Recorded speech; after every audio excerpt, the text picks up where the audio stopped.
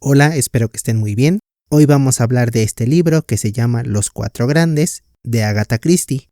Esta novela es protagonizada por el famoso detective inventado por Agatha Christie llamado Hercule Poirot, y como lo dice su título, se enfrenta a cuatro grandes mentes criminales.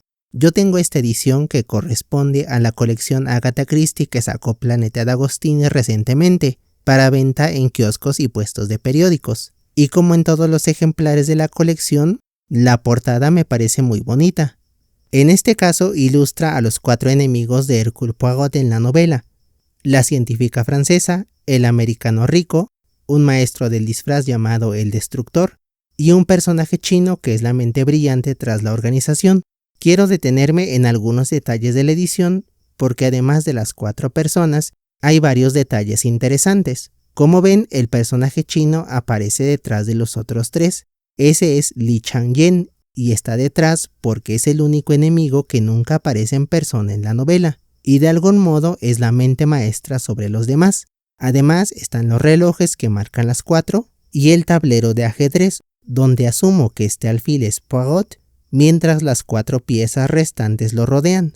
Es una portada que dice mucho, y la idea de que esta novela se pueda comparar a una partida de ajedrez me parece muy precisa, porque no es una historia detectivesca, es más una historia de conspiración e intriga, donde ambas partes van haciendo sus movimientos. La mayoría de las veces los cuatro grandes llevan a cabo algún plan y Poirot responde echándolos abajo, aunque también hay momentos donde el detective toma la iniciativa y tiende trampas a sus enemigos. Entonces el diseño de portada para mí tiene un 10 completo, porque no solo es bonita, sino que además trata de sintetizar la idea general de la novela. Ahora, ¿qué es lo que buscan los cuatro grandes?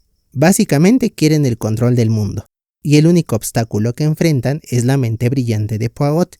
Como se ve, es un enfrentamiento muy desequilibrado, aunque el detective diría que por supuesto quienes están en desventaja son ellos, porque como lo deja en claro Poirot, con su característica falta de modestia, si hay alguien en el mundo que pueda acabar con una conspiración internacional, ese es él. Ahora, el libro se compone de 18 capítulos y, como decía, la mayoría de la novela consiste en un juego de inteligencia. Los cuatro grandes cometen un secuestro, un asesinato, tienden una trampa a Poirot, etc.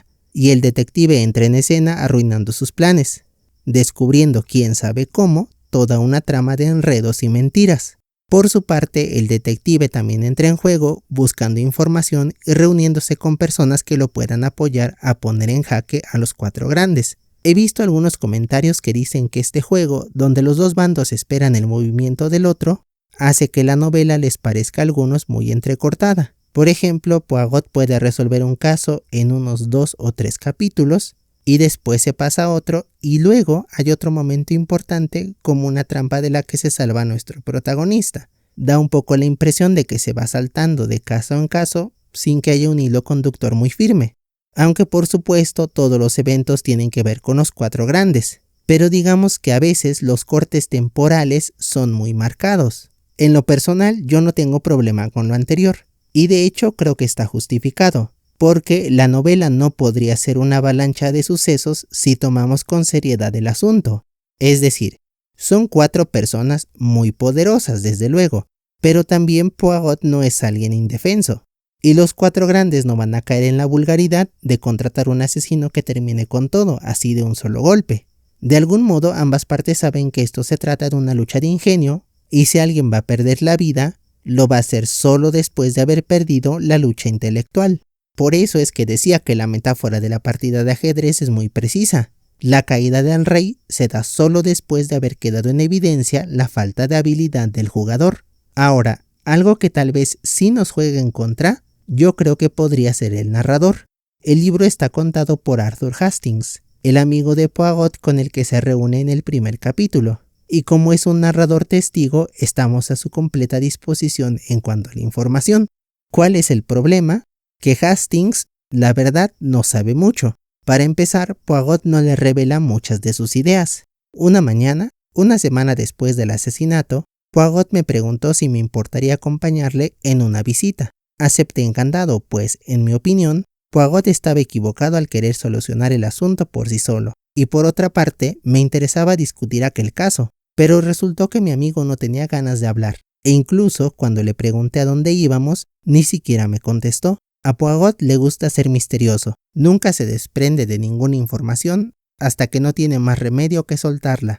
Y esto es algo a la vez interesante y no. Por un lado, ayuda a la intriga, porque solo al final nos enteramos de cómo se resuelve un caso, cuando el detective tiene que revelar a Hastings lo que sucedió. El mejor ejemplo de esto se encuentra al final de la novela, donde él no sabe nada de lo que se está haciendo, aunque está pasando en sus narices. Pero por otro lado, hay ocasiones donde si Hastings va a oscuras, nosotros estamos en las tinieblas, ya que hay una o dos ocasiones donde no nos queda claro cómo se salió de un problema. Es lo que pasa, por ejemplo, al final del capítulo 15 y comienzo del 16, donde no sabemos con claridad cómo fue que Hastings sobrevivió al atentado de los Cuatro Grandes. La verdad me da un poco la impresión además de que el narrador es medio perezoso. Creo que la historia dura alrededor de un año, más o menos, y Hastings no cuenta muchas cosas que quizás serían interesantes. Por ejemplo, cómo tomó su esposa el hecho de que no la viera en tanto tiempo. Al menos a mí eso me da curiosidad, de modo que ni él ni Poirot son caracterizados más allá de lo que hacen para resolver el caso. Ahora, nada de lo anterior quiere decir que la novela sea mala, ni mucho menos. Solo significa que tal vez, si el narrador fuera más avispado, conoceríamos mejor a los personajes y el suspenso sería bien conducido, pero además sabríamos con certeza cómo se fue resolviendo cada situación. Por otra parte, más allá de la historia, creo que hay una lectura bastante llamativa en la obra. Me parece revelador que los Cuatro Grandes tengan una caracterización bien definida. Una representa el poder del avance científico, otro es el poder del dinero, uno más es la violencia y el engaño, y el último es la inteligencia. Un aficionado a las teorías de la conspiración, sin problemas podría decir que Agatha sabía algo que nosotros no, porque pensándolo, tiene razón al decir que si se juntan estas cuatro cosas, quizá se pueden mover los hilos del mundo. Basta pensar en lo que sucedió en la pandemia, por ejemplo. El avance en el desarrollo de las vacunas se engarzó con el poder económico y los países que pudieron comprarlas acapararon y dejaron a los demás a su suerte. O hay que pensar en una guerra. Si se tiene el dinero, el avance tecnológico y se está dispuesto a ser violento, ¿un país así no pasaría por encima de otro? Yo creo que definitivamente aquí hay una lectura del mundo. Es como si Agatha dijera: cuidado con que se junten esas cuatro cosas con vistas al dominio, porque ¿qué podríamos hacer si el poder, la tecnología, el dinero y la violencia se juntan? ¿Qué opción nos queda para enfrentar eso? Y bueno, quizá la respuesta sea la inteligencia. Posiblemente no seamos tan sagaces como Poirot, pero como diría él, tenemos que movilizar nuestras pequeñas células grises y permanecer atentos a cuando el mundo vaya por mal camino.